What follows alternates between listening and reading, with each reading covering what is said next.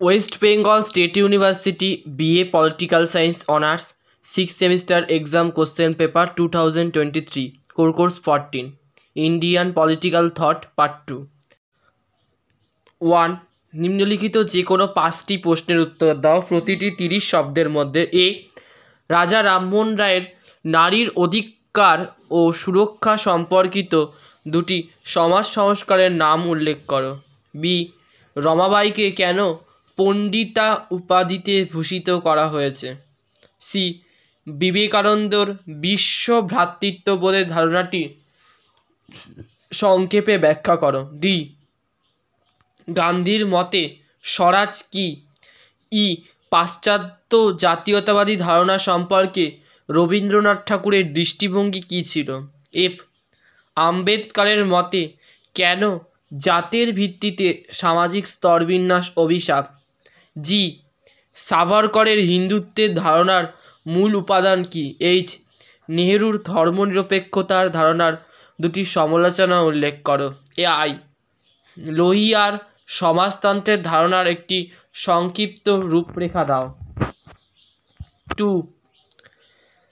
নিম্নলিখিত যে কোনো দুটি প্রশ্নের উত্তর দাও, প্রতিটি 100 শব্দের মধ্যে।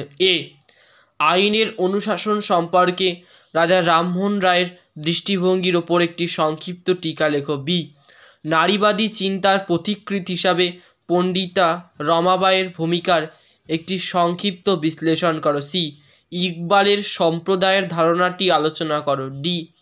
হিন্দু সম্বন্ধে সাভারকরের ধারণা সংক্ষেপে আলোচনা করো। 3. প্রতিটি মডিউল থেকে একটি করে প্রশ্ন নিয়ে নিম্নলিখিত মোট 3টি প্রশ্নের উত্তর দাও, প্রতিটি 350 শব্দের মধ্যে। মডিউল 1. এ. ভারতীয় জাতীয়তাবাদের পথিকৃৎ হিসাবে রাজা রামমোহন রায়ের ভূমিকা আলোচনা করো। বি. আদর্শ সমাজ সম্পর্কে বিবেকানন্দর ধারণা আলোচনা করো। মডিউল 2. সামাজিক ন্যায় সম্পর্কে আম্বেদকরের ধারণার মূল্যায়ন করো। ডি. তুমি কি মনে করো রবীন্দ্রনাথ ঠাকুর জাতীয়তাবাদের ধারণার বিপক্ষে ছিলেন? তোমার উত্তরের সপক্ষে যুক্তি দাও। মডিউল 3. ই. সাভারকরের হিন্দু জাতীয়তাবাদের ধারণার ওপর একটি টিকা লেখো। এফ. ভারতীয় রাজনৈতিক চিন্তায় ইকবালের তাৎপর্য সম্পর্কে একটি টিকা লেখো।